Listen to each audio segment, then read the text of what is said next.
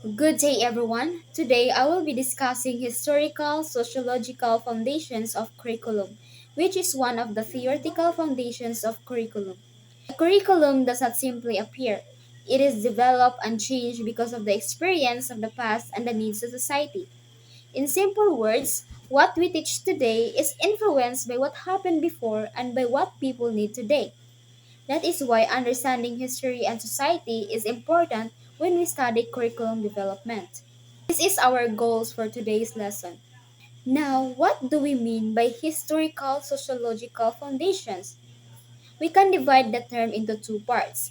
Historical refers to the past and the educational experiences that happened before us.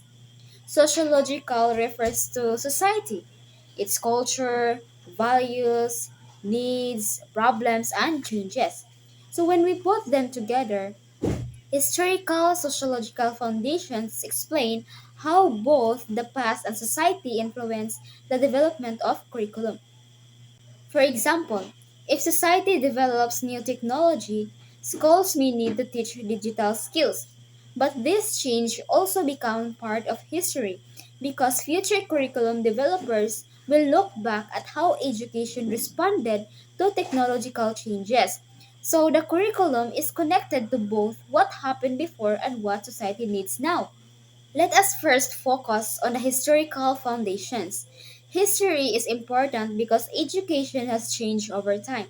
The subjects we study today, the way teachers teach, and even the structure of our education system were influenced by previous experiences and events.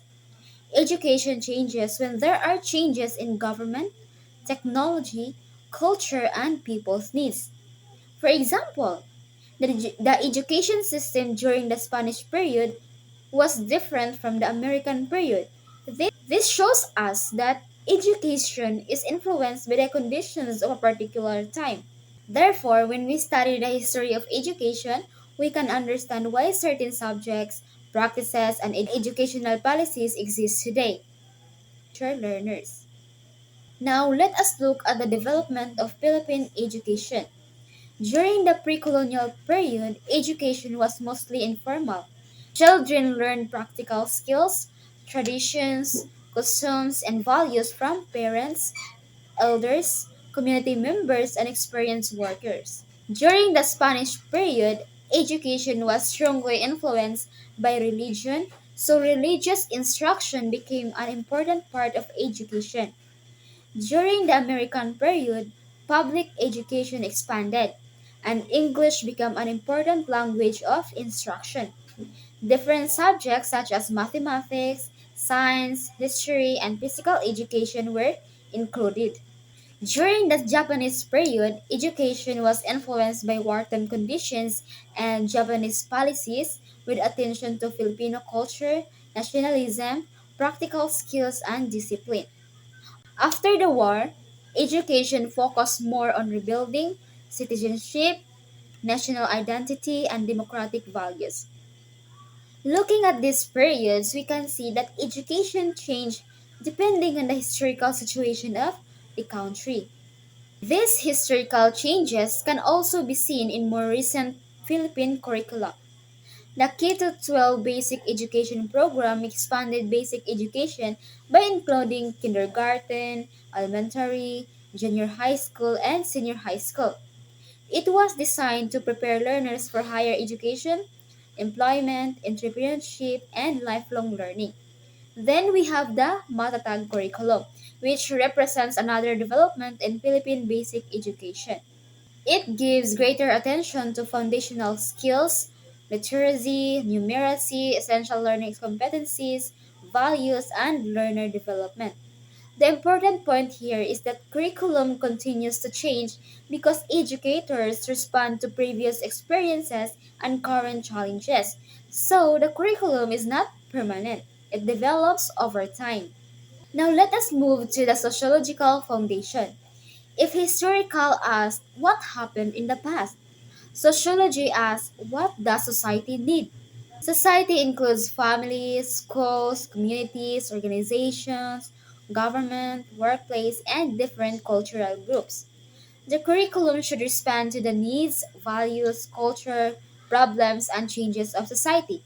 For example, if students will eventually live and work in a society that requires digital skills, then schools need to prepare learners to use technology responsibly. Therefore, education does not only prepare students for examinations, it prepares them to live, participate, and contribute to society. Another important sociological influence is culture. Culture includes our beliefs, traditions, language, values, practices, arts, history, and a way of life. This means that education should not ignore the culture of learners. For example, Philippine education can include Filipino traditions, local history, Philippine literature, indigenous knowledge, local languages, and Filipino values. So, why is this important? Because when students see their own culture represented in their lessons, learning becomes more meaningful. They can understand where they came from and develop appreciation and respect for their cultural identity. For future teachers, we should therefore make sure that our lessons are culturally connected and respectful. Society also faces different problems, and these problems can influence the curriculum.